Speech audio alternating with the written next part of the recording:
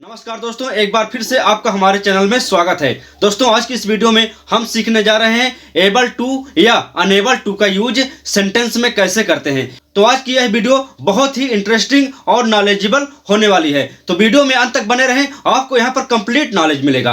तो चलिए सीखते हैं इस इंटरेस्टिंग एंड नॉलेजेबल टॉपिक को। तो देखिए, पहले हम समझते हैं कि एबल टू का मतलब क्या होता है। देखिए, एबल टू का मतलब होता है पा रहा है, पाता है, लायक है, योग्य है, लेता है, लेती है। एबल टू का यूज करके हम हिंदी में कई तरह के सेंटेंस बनाते हैं, लेकिन इंग्लिश में केवल एक तरह का सेंटेंस बनता है। वो कैसा बनता है अभी हम सीखने जा रहे हैं। वैसे तो एबल का मतलब होता है योग्य या सक्षम या लायक होता है, लेकिन यहाँ पर एबल के बाद जब टू लगाते हैं तो एबल टू का मतलब हो जाता है कि टू के बाद मेन वर्ब आएगी। अब दूसरी बात हम समझते हैं कि जो कैन होता है, कैन को हटाकर हम एबल टू का यूज करते हैं, क्योंकि कैन का मतलब होता है कि जब हम कोई काम करने में सक्षम रहते हैं, यानी कि लायक रहते हैं, तब हम कैन का यूज करते हैं। जैसे मैं अंग्रेजी बोल सकता हूं, ये मेरी काबिलियत है, मैं इसके लायक हूं, तो वहां पर हम कैन का यूज कर देते हैं कि आई कैन स्पीक इंग्लिश। इसी तरह कैन को हटाकर हम एबल टू का यूज करेंगे। आज की इस वीडियो में हम इसको भी सीखेंगे। और दूसरी बात, हम कुड का भी यूज करेंगे, लेकिन कुड का यूज कहां करेंगे अभी आपको यहां पर समझ में आएगा। पहले चलते हैं हम एग्जाम्पल की ओर। देखिए, हमारा फर्स्ट एग्जाम्पल लिखा हुआ है कि वह फर्राटेदार अंग्रेजी बोल पाता है, या कह सकते हैं कि वह फर्राटेदार अंग्रेजी बोल पा रहा है, या इस सेंटेंस को हम कह सकते हैं कि वह फर्राटेदार अंग्रेजी बोल लेता है। वह फर्राटेदार अंग्रेजी बोलने में सक्षम है या बोलने के लायक है। तो आपने देखा कि एक सेंटेंस को हम कई रूपों में बोलते हैं। तो आई होप इतना आपको हिंदी में समझ में आया होगा कि हिंदी सेंटेंस किस तरह के बनते हैं। अब देखिए, इनकी जो इंग्लिश बनती है केवल एक इंग्लिश होती है, केवल एक सेंटेंस होता है। वो क्या होता है, चलिए अब हम बताते हैं आपको कि चाहे सेंटेंस हमारा प्रेजेंट कंटीन्यूअस टेंस हो या प्रेजेंट इंडेफिनिट क्यों हो, दोनों ही कंडीशन में हम helping verb is am are का ही यूज करेंगे। देखिए कैसे। तो यहां पर देखिए, पहले क्या सब्जेक्ट हमारा क्या है, वह मतलब ही। अब चूंकि प्रेजेंट में है तो इज लगाएंगे, ही इज करने के बाद क्या करेंगे, बोल पाता है या सक्षम है, तो मतलब करेंगे यहां पर एबल टू। अब एबल टू का यूज करने के बाद वर्ब का फर्स्ट फॉर्म आएगा। देखिए, मेन वर्ब का फर्स्ट फॉर्म आएगा। और मेन वर्ब क्या है, मेन वर्ब हमारी है बोलना, स्पीक। स्पीक क्या है, मेन वर्ब है। तो यहां पर हम यूज कर देंगे स्पीक। क्या बोलने के लायक है, इंग्लिश। तो यहां पर आगे हम इंग्लिश बनाते हैं, इंग्लिश। अब क्या बचा हमारा, फर्राटेदार यानी फ्लुएंटली। ये देखिए, तो he is able to speak English fluently. फर्राटेदार अंग्रेजी बोलने में सक्षम है, या वह फर्राटेदार अंग्रेजी बोलने के लायक है, या वह फर्राटेदार अंग्रेजी बोल पा रहा है, या कह सकते हैं कि वह फर्राटेदार अंग्रेजी बोल पाता है। तो आई होप गाइज इतना आपको समझ में आया। चलिए नेक्स्ट सेंटेंस देखते हैं। भारत अपनी अर्थव्यवस्था बढ़ाने में सक्षम है, योग्य है, या बढ़ा पा रहा है, या बढ़ा लेता है, या बढ़ा ले रहा है, या बढ़ाने के लायक है। तो यहां पर भारत मतलब इंडिया। इंडिया इज चूंकि प्रेजेंट है, इंडिया इज। उसके बाद हम जब योग्य है, सक्षम है, तो क्या लगा देंगे, एबल टू लगा देंगे। फिर बढ़ाना, grow. India is able to grow अपनी अर्थव्यवस्था। अब यहां पर आप सोचिए अपनी की इंग्लिश क्या होगी, क्योंकि सब्जेक्ट हमारा इंडिया है, और इंडिया है तो अपना अपनी की इंग्लिश क्या होती है, सोचिए, दिमाग में जोर डालिए। आपने क्या पढ़ा है, क्या सीखा है। मैंने इसके बारे में, अपना अपनी के बारे में एक वीडियो आज से करीब 5-6 महीने पहले बनाकर डाली हुई है। डिटेल में आपको वहां पर इसके बारे में जानकारी मिल जाएगी। तो यहां पर देखिए, इंडिया है कि एक कंट्री का नाम है, तो कंट्री का नाम जब रहता है तो अधिकतर हम अपना अपनी की इंग्लिश हर बनाते हैं। तो यहां पर हो जाएगा हर। उसके बाद क्या है, अर्थव्यवस्था मतलब इकोनॉमी। ये देखिए, India is able to grow her economy. तो I hope guys present tense में आपने एबल टू का यूज करना सीख लिया। तो देखिए गाइज, आपके सामने एक और एग्जांपल्स आ चुका है। अभी वीडियो में बहुत कुछ सीखना बाकी है। आप वीडियो को स्किप मत करिए, क्योंकि अगर आपने वीडियो को स्किप कर दिया तो आपको कंप्लीट नॉलेज नहीं मिल पाएगा। इसीलिए मेरी आपसे रिक्वेस्ट है कि वीडियो को अंत तक देखिए, तभी आपको नॉलेज मिलेगा, कंप्लीट नॉलेज मिलेगा।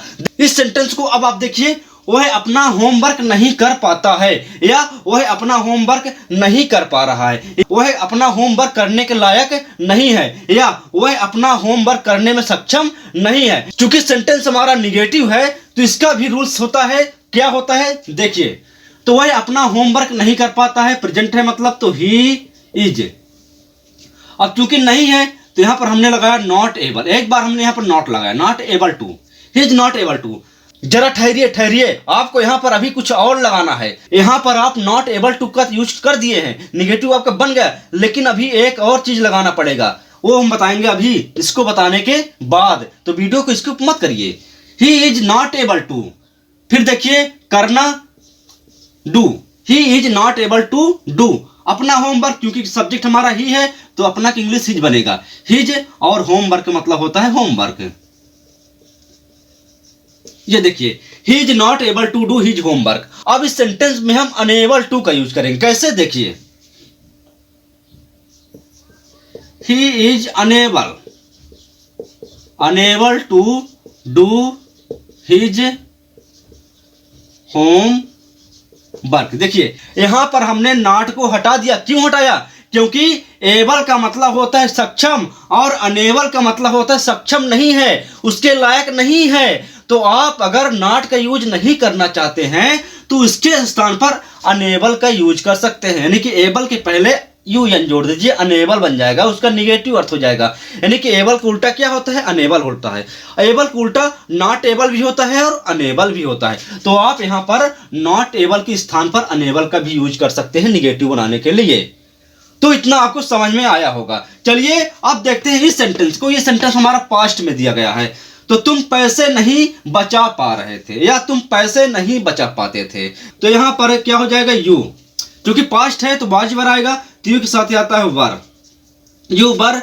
उसके बाद निगेटिव है तो चलिए हम अनेबल लगा देते हैं, नॉट एबल ना लगाकर अनेबल लगाते हैं। यू वर अनेबल टू, बचाना सेव, ये वर्ब है, फर्स्ट फॉर्म में रहेगी। You were unable to save, पैसा मतलब मनी।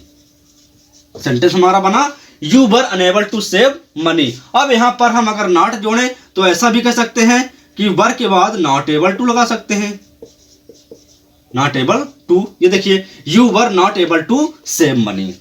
तो दो तरीके हैं निगेटिव बनाने के लिए, या तो आप अनेबल का यूज करिए या फिर नॉट एबल का यूज करिए। तो आई होप इतना पॉइंट आपको अच्छे से समझ में आया होगा। चलिए अब हम कुछ इंग्लिश के सेंटेंस देखते हैं जिसमें कैन लगा रहता है और कुड लगा रहता है। तो कैन कुड को हटाकर हम कैसे एबल टू या अनेबल टू का यूज करते हैं, चलिए इसको भी हम देखिए। आपके सामने ये सेंटेंस दिए हुए हैं। अब इन सेंटेंस में देखिए, किसी में कैन का यूज किया गया है, किसी में कुड का, या किसी में कैन नॉट का यूज किया गया है। अब देखिए हम कैन कुड और कैन नॉट को हटाकर एबल टू अनेबल टू का यूज कैसे करते हैं। देखिए पहला एग्जांपल है, he can become an actor in future, मतलब कि वह भविष्य में एक्टर बन सकता है, यानी कि उसकी काबिलियत ऐसी है, वह एक्टर बनने में सक्षम है। इसको हम इसको ऐसा भी बोल सकते हैं कि ही, अब चूंकि कैन है, देखिए यहाँ पर मैंने लिखा हुआ है कि कैन अगर रहेगा तो आप helping verb is am are का यूज करेंगे सब्जेक्ट के अनुसार।